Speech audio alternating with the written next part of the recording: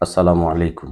আল্লাহুম্মা সাল্লি আলা সাইয়্যিদিনা মুহাম্মাদিন আবদিকা ওয়া রাসূলিকা ওয়া আলাল মুমিনিনা ওয়াল মুমিনাত ওয়া আলাল মুসলিমিনা ওয়াল মুসলিমাত। প্রিয় দিনদার মা-বাবা, ভাই ও বন্ধুগণ, যাকাতের মাসআলা, যে লোকদেরকে যাকাত দেওয়া যায়,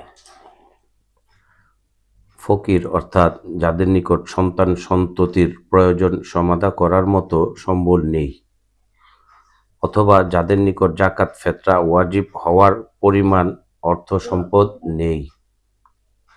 মিসকিন অর্থাৎ যারা সম্পূর্ণ রিক্ত হস্ত অথবা যাদের জীবিকা উপার্জনের ক্ষমতা নেই। ইসলামী রাষ্ট্র হলে তার যাকাত তহবিলের দায়িত্বে নিয়োজিত ব্যক্তিকে, যাদের উপর ঋণের বোঝা চেপেছে, যারা আল্লাহর রাস্তায় শত্রুদের বিরুদ্ধে জিহাদে লিপ্ত, মুসাফির ব্যক্তি বাড়িতে সম্পদশালী হলেও সফরে রিক্ত হস্ত হয়ে পড়লে,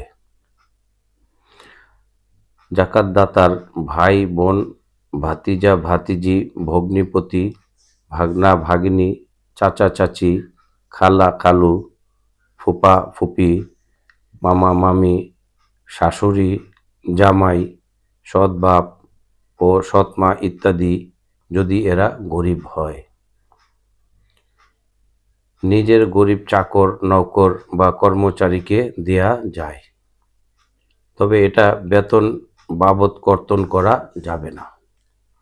প্রিয় দিনদার মা বাবা, ভাই ও বন্ধুগণ, যাদেরকে যাকাত দেয়া যাবে, মাসআলা হাদিস থেকে তুলে ধরলাম। আল্লাহ পাক আমাদেরকে সঠিকভাবে যাকাত প্রদান করার তৌফিক দান করুন। আমিন। আসসালামু আলাইকুম ওয়া রাহমাতুল্লাহ।